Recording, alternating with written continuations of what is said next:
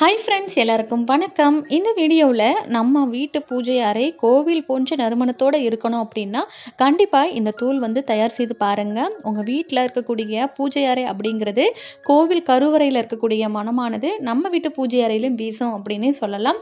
ரொம்ப யூஸ்ஃபுல்லான ஒரு வீடியோ. கண்டிப்பாக வீடியோவை ஸ்கிப் பண்ணாமல் பாருங்கள். இந்த வீடியோ கண்டிப்பாக உங்களுக்கு யூஸ்ஃபுல்லாகவும் இருக்கும். இப்போது இங்கே இருக்கக்கூடிய பொருள் எல்லாமே பார்த்தீங்கன்னா மகாலட்சுமி வாசம் செய்யக்கூடிய 108 பொருட்களில் இந்த பொருட்களும் ஒன்று. இந்த பொருட்களை கொண்டு நம்ம வந்து இப்போ தேவையான அளவுக்கு பொருட்களை எடுத்து நம்ம வந்து பவுடர் ரெடி பண்ணி வச்சுட்டோம் அப்படின்னா நம்ம அடிக்கடி பூஜை செய்யும் பொழுது பூஜை பாத்திரங்களுக்கும் சரி புகைப்படங்களுக்கும் சரி மஞ்சள் வைப்போம் இல்லையா, அதுக்கு பதிலாக இந்த மஞ்சளை நம்ம பயன்படுத்தணும் அப்படின்னா ரொம்ப ரொம்ப நல்லாயிருக்கும். ஸோ இதோட அளவுகள் அப்படிங்கிறத நான் வந்து டிஸ்கிரிப்ஷனில் கொடுக்குறேன். ஸோ கண்டிப்பாக வந்து செக் பண்ணி பாருங்கள். இது எல்லாமே நீங்கள் வந்து ஒரு மந்த்துக்கு ஸ்டோர் பண்ணி வச்சுக்கிட்டீங்க அப்படின்னா நமக்கு வந்து நல்ல நறுமணமாக இருக்கும். அதுக்கப்புறம் ஃப்ரெஷ்ஷாக நீங்கள் யூஸ் பண்ணும் பொழுது இன்னுமே வந்து நல்ல ஒரு நறுமணம் கிடைக்கும். நம்ம வீட்டில் வந்து ஒரு தெய்வீக கடாட்சியம் வந்து நிச்சயமாக கிடைக்கும். லக்ஷ்மி கடாட்சியம் நிரம்பியும் இருக்கும். கண்டிப்பாக இதை எதுக்கெல்லாம் பயன்படுத்தலாம் அப்படிங்கிறதையும் நான் வந்து இந்த வீடியோவில் சொல்லியிருக்கேன். ஸோ வீடியோவை ஸ்கிப் பண்ணாமல் பாருங்கள். ஸோ இந்த பொடியை நம்ம பயன்படுத்துறதுனால பார்த்தீங்கன்னா நம்ம வீட்டில் இருக்கக்கூடிய கண் திருஷ்டி அப்படிங்கிறது கண்டிப்பாக இருக்காது. அதே மாதிரி நேர்மறையான ஆற்றல்கள் வந்து அதிகரிக்கும். ஏன்னா இது எல்லாமே மகாலட்சுமி வாசம் செய்யக்கூடிய ஒரு பொருள் இல்லையா. ஸோ இதை பயன்படுத்தி நம்ம இந்த பொடியை ரெடி பண்ணும்பொழுது பார்த்தீங்கன்னா கண்டிப்பாக அந்த இடத்துல நல்ல ஒரு நறுமணமோடு சேர்ந்து லக்ஷ்மி கடாட்சியமும் இருக்கும். ஸோ நான் இன்னைக்கு யூஸ் பண்ணியிருக்கிற பொருள் எல்லாமே பார்த்தீங்கன்னா கிராம்பு அப்படிங்கிறது ரொம்ப ரொம்ப வந்து பணத்தை ஈர்க்கக்கூடிய ஒரு பொருள். அது மட்டும் இல்லாமல் மகாலட்சுமி வாசம் செய்யக்கூடிய ஒரு பொருள். ஏலக்காய், இது நான் சொல்லவே வேண்டாம். ஏலக்காயில் அவ்வளோ வந்து ஈர்ப்பு சக்தி அதிகமாக இருக்குது. அதே மாதிரி சோம்பு, இது எல்லாமே நம்ம வந்து நல்லா பவுட்ரு பண்ணி எடுத்துக்கணும்.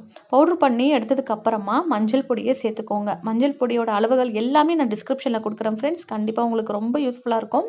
இது வந்து சந்தன பவுடர். சந்தனம் வந்து வில்லைகளாக கிடைக்கும். காயின் மாதிரி இருக்கு இல்லையா, அது கிடைக்கும். அதை நீங்கள் யூஸ் பண்ணிக்கலாம். இல்லைன்னா இந்த மாதிரி பவுடர் மாதிரி யூஸ் பண்ணிக்கோங்க. பச்சை கற்பூரத்துக்கு அதீத பலன்கள் நமக்கு கிடைக்கும். அது வந்து நம்ம கண்டிப்பாக பூஜை அறையில் எப்பொழுதுமே பயன்படுத்தக்கூடியது. மகாலட்சுமியும் பெருமாளும் வாசம் செய்யக்கூடிய ஒரு பொருள் பச்சை கற்பூரம். கடைசியாக சேர்த்துருக்கிற பொருள் பார்த்தீங்கன்னா ஜவ்வாது. ஸோ இது எல்லாமே சேர்த்துட்டு நம்ம வந்து நல்லா அரைச்சிட்டோம் அப்படின்னா சளிச்சு எடுத்தோம் அப்படின்னா நமக்கு பவுடர் மாதிரி கிடைக்கும். ஸோ இந்த மஞ்சளை நம்ம எப்போவுமே வந்து வெள்ளிக்கிழமையில் பூஜை படங்களுக்கும் பூஜை பாத்திரங்களுக்கும் வைக்கிறதுக்கு பயன்படுத்திக்கலாம். அது மட்டும் இல்லாமல் வீட்டில் இருக்கக்கூடிய நிலைவாசலில் நம்ம வந்து மஞ்சள் வைப்போம் இல்லையா, அந்த மஞ்சளுக்கு பதிலாக இதை கூட நம்ம பயன்படுத்திக்கலாம். ஸோ இதிலிருந்து நம்ம வந்து ஒரு 2 ஸ்பூன் அளவுக்கு எடுத்து இது கூட வந்து ரோஜா எசன்ஸோ அல்லது வந்து பன்னீர் இதை கலந்து கூட நீங்கள் வச்சிங்க அப்படின்னா அவ்வளோ நறுமணமாக இருக்கும். குலதெய்வம் வாசம் செய்யக்கூடிய நிலைவாசலில் இது போல் நம்ம வைக்கும்பொழுது பார்த்தீங்கன்னா நல்ல ஒரு வைப்ரேஷன்ஸ் கிடைக்கும். அதே மாதிரி வீடு துடைக்கிற போது நீங்கள் வந்து தண்ணி யூஸ் பண்ணும்பொழுது பார்த்தீங்கன்னா அந்த தண்ணியில் நம்ம கல்லுப்பு கொஞ்சமாக மஞ்சத்தூள் போடுவோம் இல்லையா, அந்த மஞ்சளுக்கு பதிலாக கூட இந்த மஞ்சள்லேருந்து ஒரு ஸ்பூன் அளவுக்கு நீங்கள் போட்டிங்கன்னா அவ்வளோ வாசனையாக இருக்குங்க.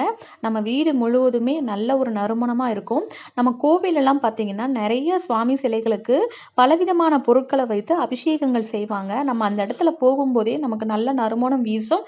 அதுவும் இல்லாமல் நம்ம மனசில் வந்து ஒரு பாசிட்டிவான வைப்ஸ் வந்து கிடைக்கும். நமக்கு ஒரு மன நிம்மதியும் கிடைக்கும். ஸோ அந்த அளவுக்கு நிம்மதியை வந்து இந்த பொடி வந்து கிடைக்கும். இதை பயன்படுத்தின பிறகு நீங்கள் எப்போல்லாம் பூஜை ரூமுக்கு போகிறீங்களோ அப்போல்லாம் உங்களுக்கு ஒரு நல்ல மனம் வீசுங்க. இது கூடவே நம்ம வந்து தசாங்கம் பயன்படுத்தலாம். தசாங்கம் அப்படிங்கிறது நம்ம பூஜை அறையில் பயன்படுத்தக்கூடிய ஒரு முக்கியமான பொருள்.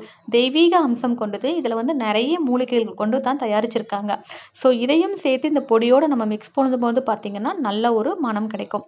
நான் இந்த பொடியை வந்து சலித்த பிறகு மீதி இருக்கக்கூடிய அந்த வெட்டி வேர்லாம் சேர்த்ததுனால அதோட கப்பி எனக்கு கிடைச்சிது. அதை வந்து நான் தசாங்கத்தோட மிக்ஸ் பண்ணி இந்த மாதிரி போட்டு காட்டுறேன் பாருங்கள். ஸோ அதையுமே நம்ம வேஸ்ட் பண்ண வேணாம். ஸோ இந்த மாதிரி யூஸ் பண்ணிங்கன்னா ரொம்ப சூப்பராக வந்து புகை வரும்.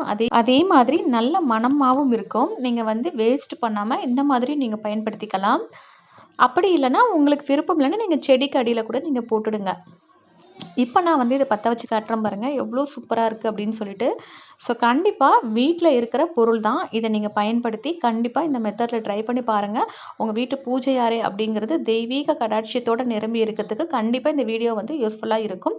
வீடியோ பிடிச்சிருந்தால் மறக்காமல் லைக் பண்ணுங்கள், ஷேர் பண்ணுங்கள், சப்ஸ்கிரைப் பண்ணுங்கள். மீண்டும் அடுத்த ஒரு வீடியோவில் பார்க்கலாம். அது வரைக்கும் நன்றி, வணக்கம்.